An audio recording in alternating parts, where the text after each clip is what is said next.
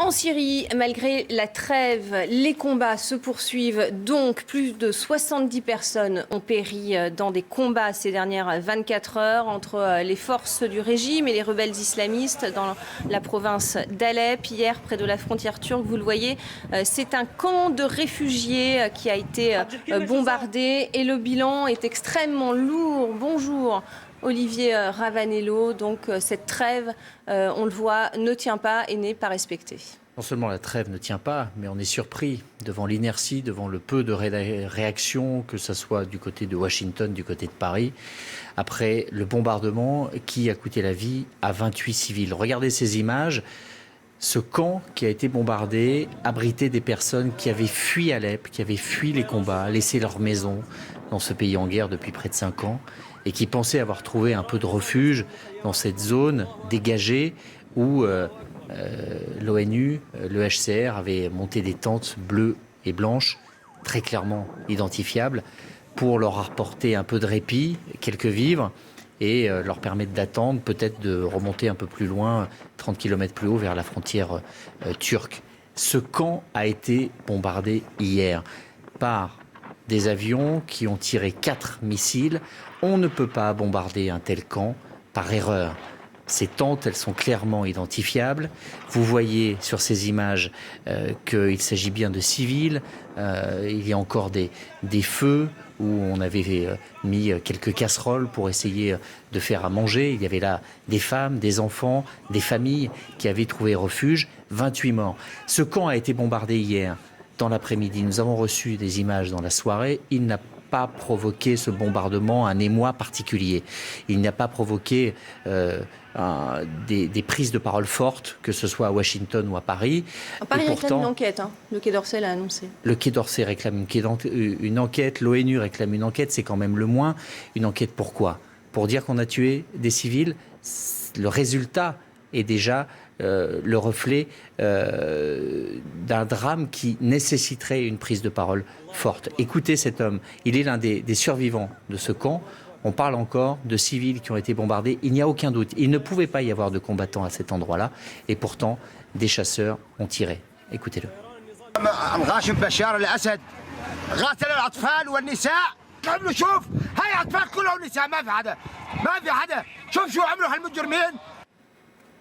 Il pointe Bachar el-Assad, cet homme.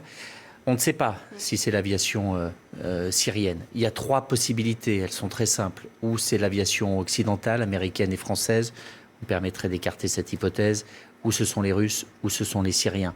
Il y a suffisamment d'observations sur cette zone pour que l'on sache à terme qui a mené ce bombardement. Il n'en reste pas moins vrai que les prises de parole politiques sont extrêmement faibles aujourd'hui. On a fini par avoir une réaction du côté du Quai d'Orsay. Romain Nadal, le porte-parole, s'est exprimé sur notre antenne. Écoutez-le.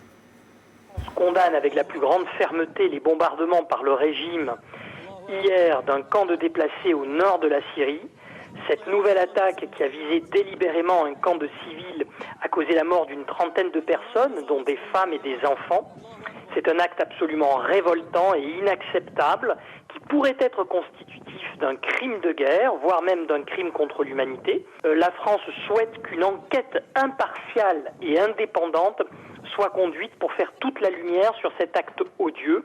La situation ne cesse de se dégrader au cours des derniers jours en Syrie et c'est la raison pour laquelle Jean-Marc Ayrault présidera lundi après-midi à Paris une réunion ministérielle pour mobiliser la communauté internationale. À cette réunion participera d'ailleurs le secrétaire d'État américain John Kerry.